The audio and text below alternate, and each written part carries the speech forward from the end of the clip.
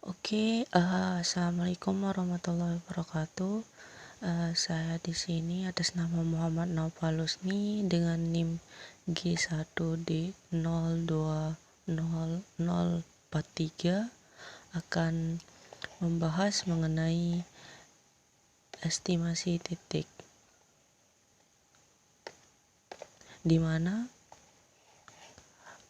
ini merupakan salah satu tugas dari statistika matematika saya. Nah, di sini tuh saya akan membahas mengenai estimasi apa sih itu teori estimasi. Kemudian yang kedua itu metode momen. Kemudian yang ketiga nanti maksimum likelihood estimator, dan yang terakhir yaitu mengenai metode kuadrat terkecil. Dan yang ini merupakan subtopik yang sedikit kita bahas nanti di akhir. Selanjutnya, nah, apa sih itu teori estimasi? Teori estimasi adalah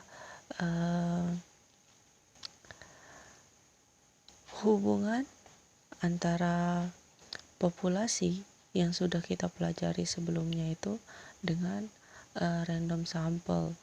Nah, di mana hubungannya itu tiap elemen populasi mempunyai kemungkinan yang sama untuk terpilih dalam sampel, yang artinya itu nanti kalau kita ambil sebarang random sample, yang dimana random sample ini nilainya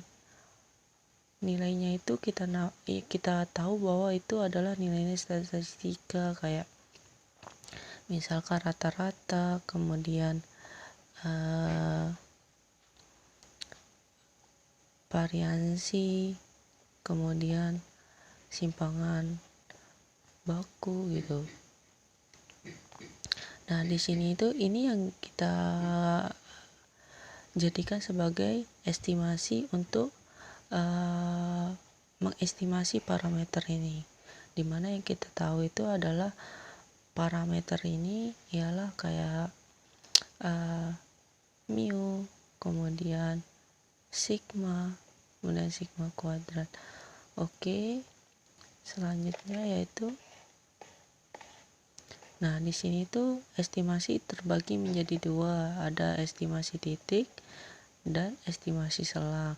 Yang kita pelajari sekarang itu ialah estimasi titik, di mana estimasi titik ini selalu dalam estimasi selang, dan estimasi titik ini terbagi ke dua cara pendekatan. Yang pertama pendekatan klasik, yang dimana estimasi berdasarkan informasi sampel dari populasi berdistribusi tertentu, seperti metode momen, maksimum likelihood, least square, dan estimasi Bayesian. Nah, ini nanti yang kita akan bahas di selanjutnya. Sedangkan pendekatan teori estimasi titik kedua yaitu pendekatan teori keputusan, yang dimana estimasi itu berdasarkan kombinasi informasi dan aspek lain yang relevan. Nah, beberapa hal penting atau beberapa hal dalam estimasi yang perlu kita ketahui, yaitu pertama parameter dan statistik yang sudah kita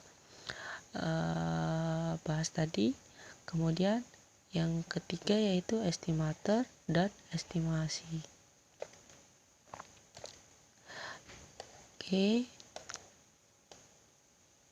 Nah, di sini itu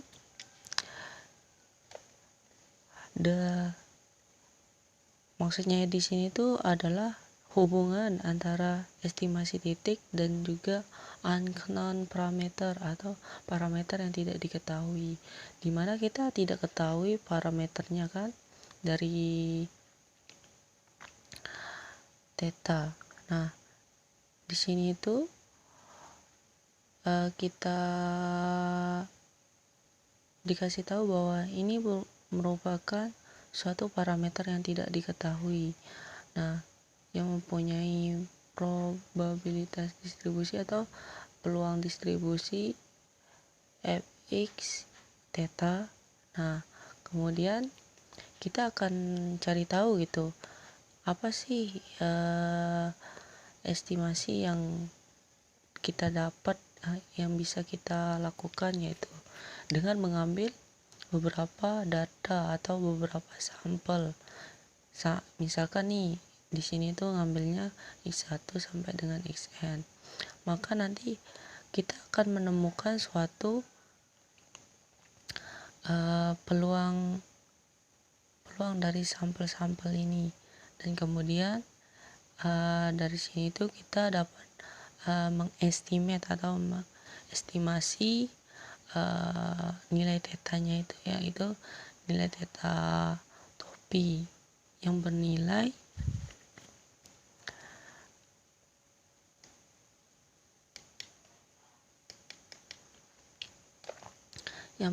di sini dikatakan bahwa teta topi ini merupakan best guess atau estimasi terbaik dari parameter theta. Nah, contoh estimasi itu ada beberapa. Yang pertama, normal untuk normal sampel, estimasi nilai rata-rata, kemudian estimasi nilai dari standar deviasi, kemudian estimasi nilai dari rate, dan estimasi dari peluang B. Nah, di sini tuh yang kita akan bahas pertama estimasi titik.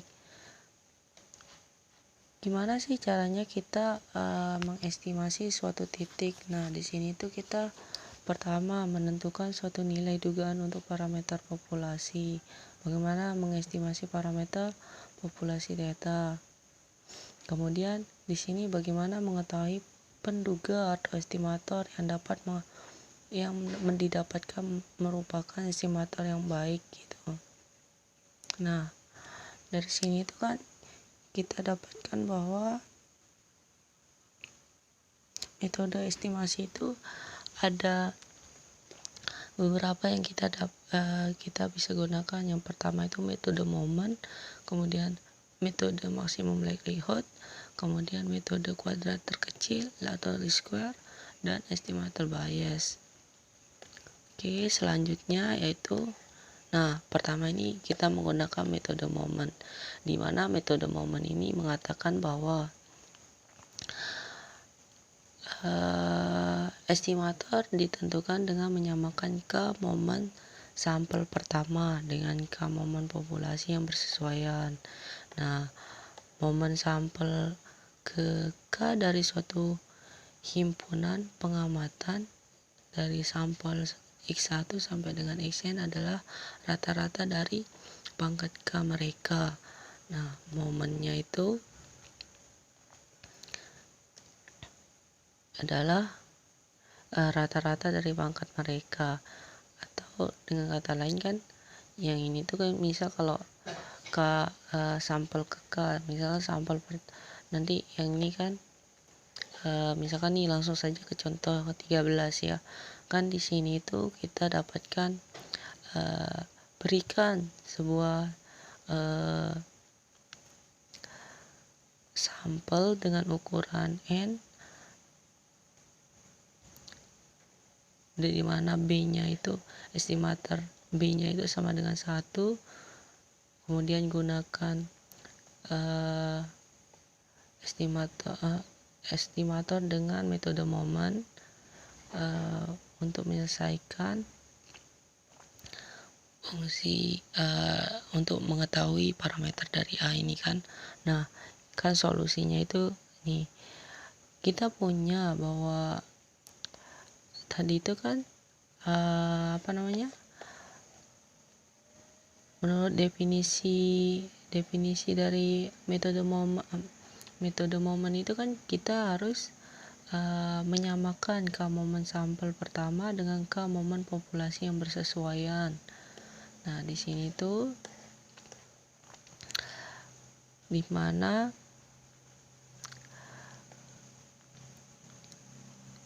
K momen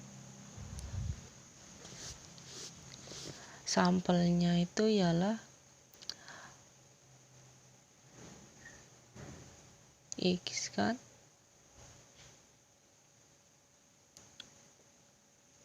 di sini tuh mengatakan bahwa K momen sampel pertama. K momen sampel pertama itu artinya kan rata-rata dari pangkat K mereka, dan ditulis seperti ini kan. Misalkan kalau 1 berarti kan pangkat 1 dibagi 1. Oh iya, sehingga kan momen pertamanya itu X bar saja, dan mu pertama atau apa namanya, momen untuk populasinya itu sama dengan kan, di sini udah kita dikasih bahwa alfa plus beta per 2 menurut sebenarnya ini menurut definisi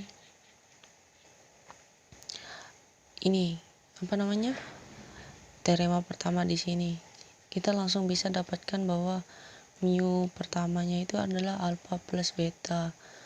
Ini kan alfa plus beta, dimana betanya itu kita dikasih 1, sehingga mu pertamanya itu, momen pertamanya itu adalah alfa plus 1 per 2, sehingga karena dia kita samakan gitu, sehingga X bar sama dengan ini, sehingga kita kali silang. Nah ini kan harusnya itu 2X bar sama dengan alfa plus 1. Nah alfanya itu kan ini, terus satunya itu pindah ke sini, 2X bar min 1. Oke.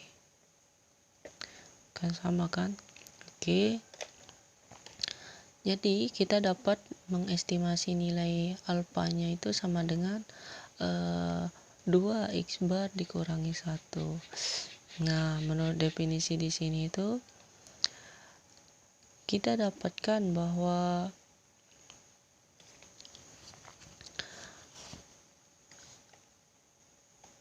uniform distributionnya itu ya jika dan hanya jika peluang density-nya itu ialah seperti ini. Dan juga teorema 1 mengatakan bahwa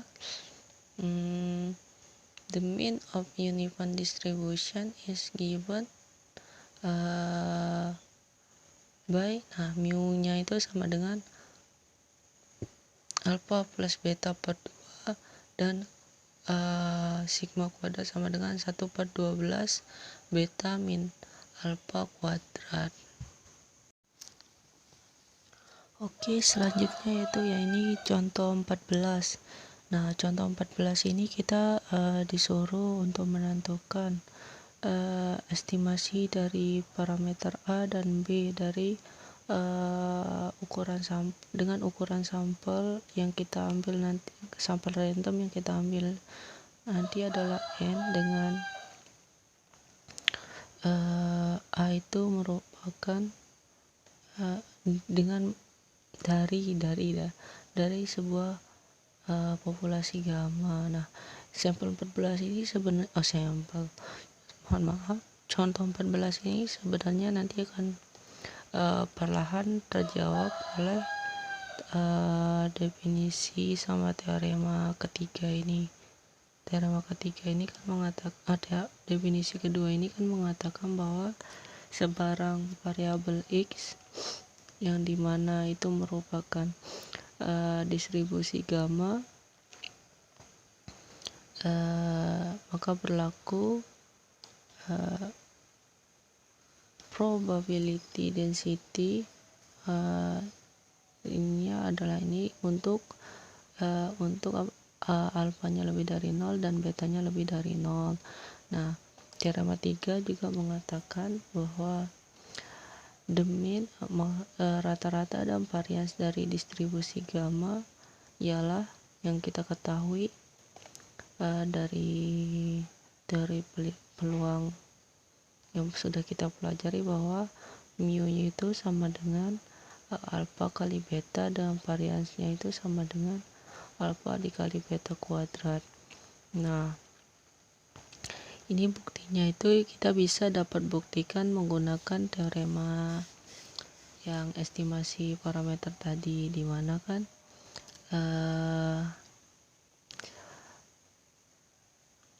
mu satu aksen sama dengan beta dari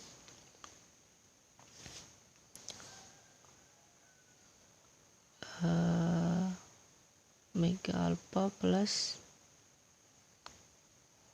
1 dibagi dengan mega alpha sama dengan alpha beta.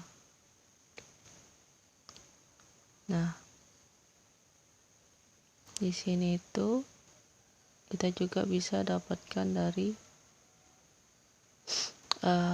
mu aksen 2 nya yang hasilnya itu ialah alpha plus 1 beta kuadrat. Oke. Nah,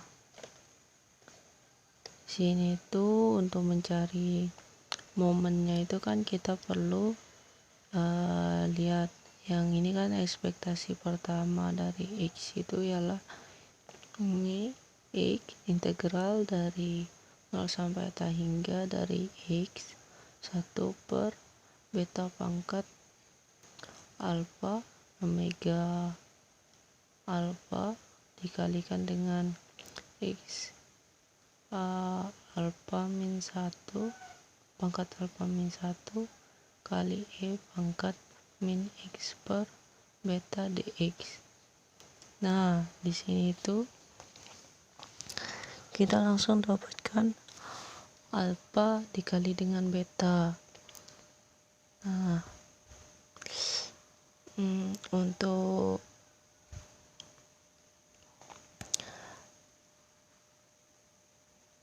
pi dua aksennya mu dua aksennya ialah ekspektasi dari X kuadrat yang dimana kita dapatkan yang ini. Nah, karena menurut definisi awal itu momennya itu harus rata-rata yang definisi yang ini. Estimator ditentukan dengan menyamakan K momen sampel pertama dengan K momen populasi.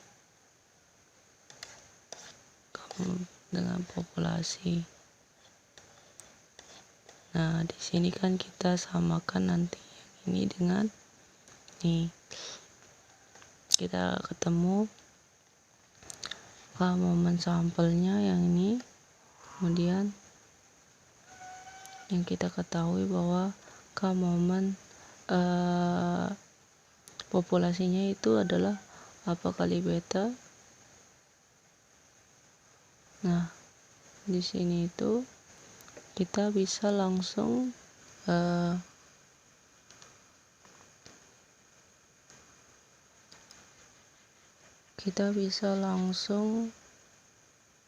untuk menyelesaikan alpha dan beta.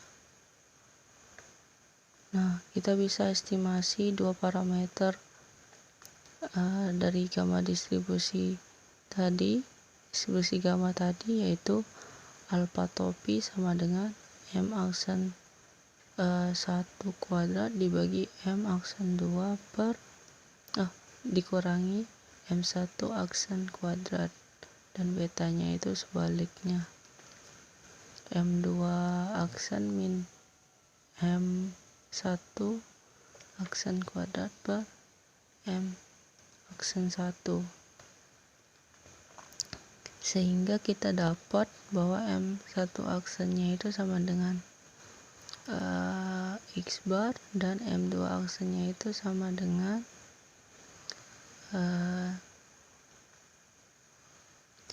jumlah dari pangkat 2 rata-rata, dan kita bisa tuliskan alfa topi sama dengan N X bar kuadrat dibagi dengan jumlah semua rata-rata, selisih antara rata-rata dengan rata-rata semuanya. Kemudian B topinya itu sama dengan sigma I sama dengan 1 sampai N, dimana XI min X bar pangkat 2 dibagi N X bar. Nah, di sini kan contohnya itu kita diberikan bahwa suatu sampel acak berukuran N dari suatu populasi berdistribusi eksponensial. Gunakan metode momen untuk mengestimasi parameter theta. Nah, di mana fx sama dengan 1 per theta I pangkat min x per theta, x lebih besar dari 0 dan 0 untuk yang lainnya.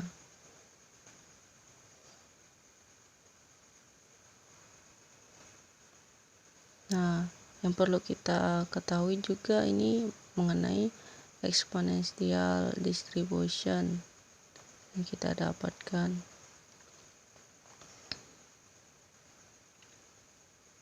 Dan ya, kita ketahui dari exponential distribution itu kita dapat mu-nya itu sama dengan theta dan variansnya itu sama dengan theta kuadrat. Sehingga tadi kan kita dapatkan mu satunya itu sama dengan theta. Nah, maka momennya itu juga sama dengan theta, sehingga yang ini itu kan artinya itu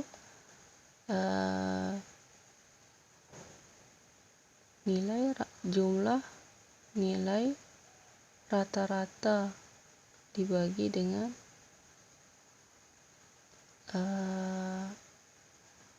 banyaknya yang kita jumlahkan di sini gitu. Kalau ini kan sebanyak n dibagi dengan n, sehingga di sini itu menjadi rata-rata dari sampelnya itu, sehingga di sini theta topi sama dengan X bar. Oke, selanjutnya kita masuk ke pembahasan selanjutnya, yaitu mengenai metode maksimum likelihood. Oke, di sini tuh jika X1, X2 sampai dengan Xn adalah nilai-nilai pengamatan dari suatu sampel acak dari populasi dengan parameter theta, maka fungsi likelihood-nya dari sampel tersebut ialah disimbolkan seperti L dalam kurung theta sama dengan F dalam kurung X1, X2 sampai dengan Xn. Metode ini meliputi memaksimumkan fungsi likelihood berkaitan dengan theta. Oke, contohnya itu diberikan suatu sampel acak berukuran N dari suatu populasi berdistribusi eksponensial. Gunakan metode maksimal likelihood untuk mengestimasi parameter theta, di mana kita diberikan fungsinya seperti ini. Nah, sekarang itu kita akan estimasi bahwa ini berdasarkan definisi ini kan kita dapatkan bahwa artinya ya ini P dari F X ke I dari theta, dan karena kita punya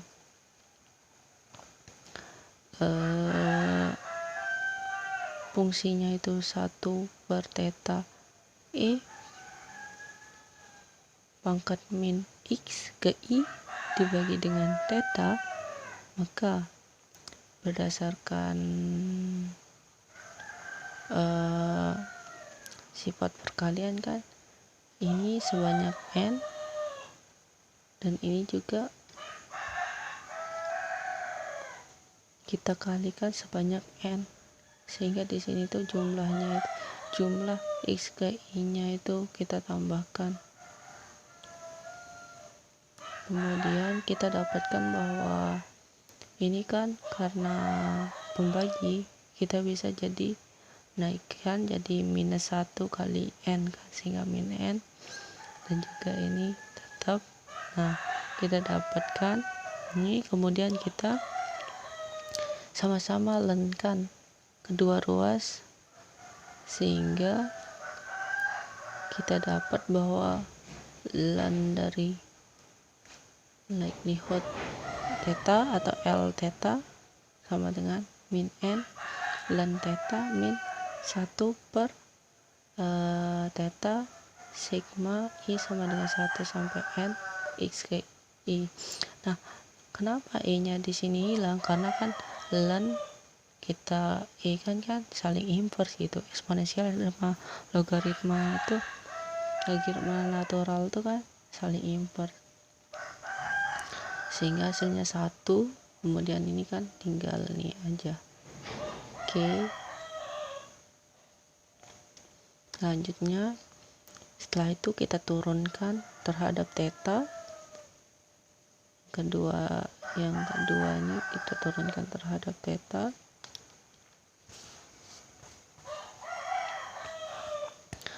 Nah, di sini tuh kita dapatkan bahwa turunan dari L theta diturunkan dengan theta yaitu sama dengan 0, sehingga mengakibatkan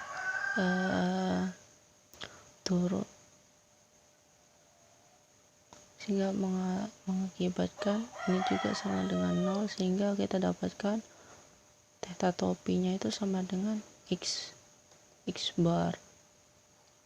Selanjutnya yaitu mengenai contoh, dua contoh di sini, tapi saya mau mencoba contoh ke-18 ini, dimana kita disuruh untuk mencari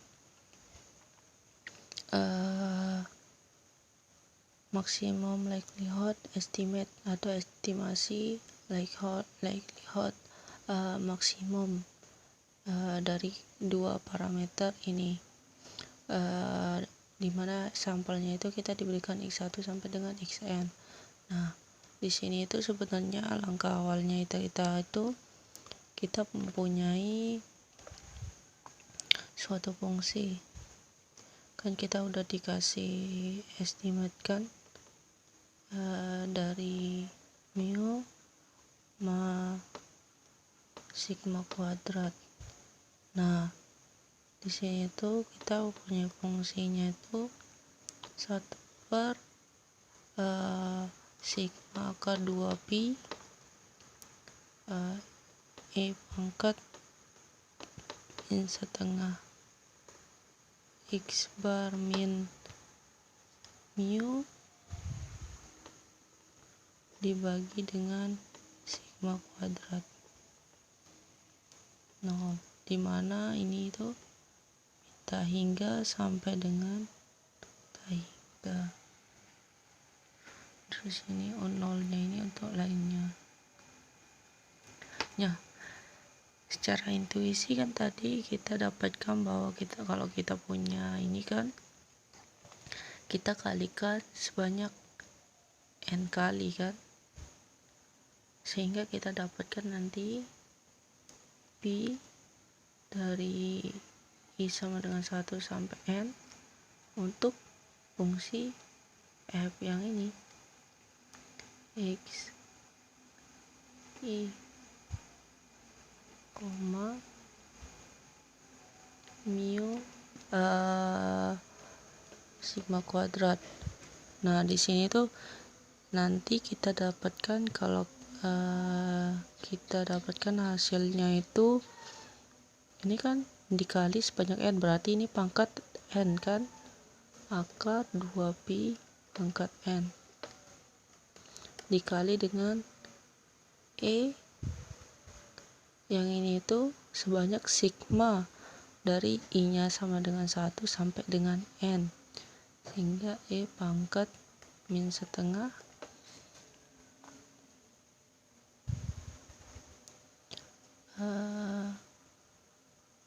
karena ini konstanta ya kita keluarin aja, jadinya sigma kuadrat dikali dengan sigma I sama dengan 1 sampai ke n untuk x I min mu kuadrat.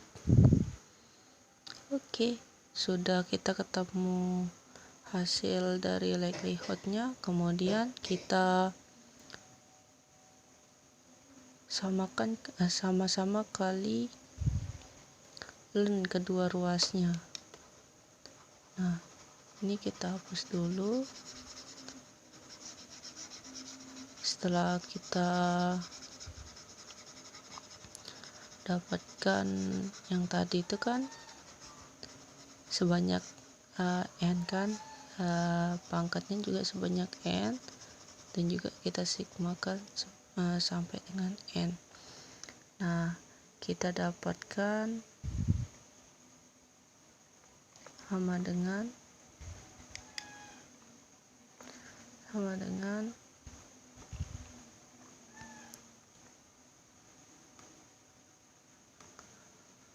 L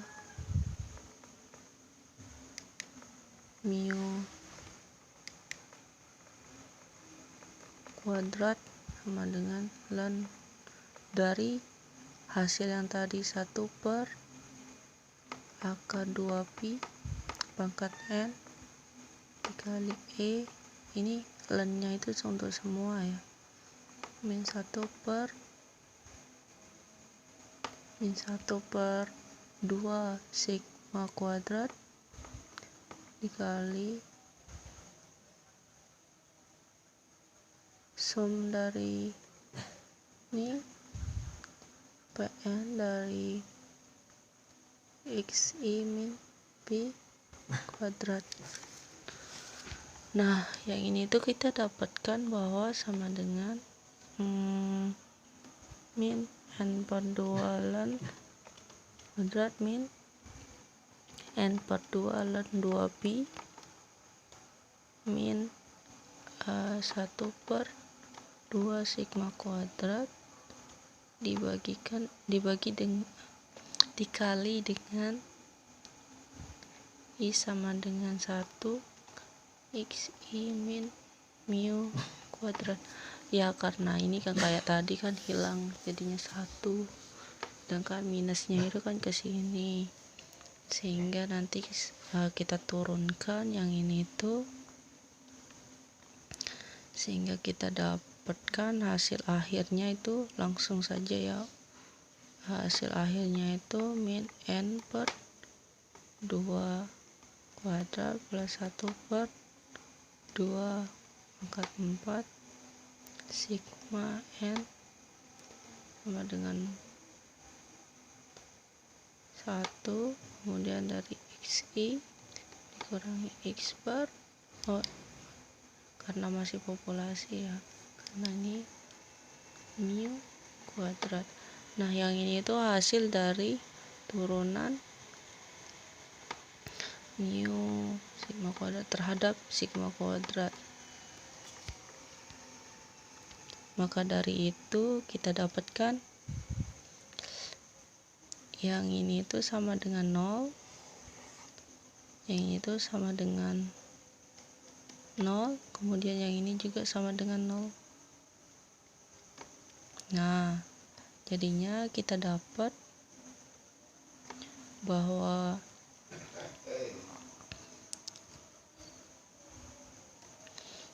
ini sama dengan 0, artinya kita dapat mu topinya itu jadi ya.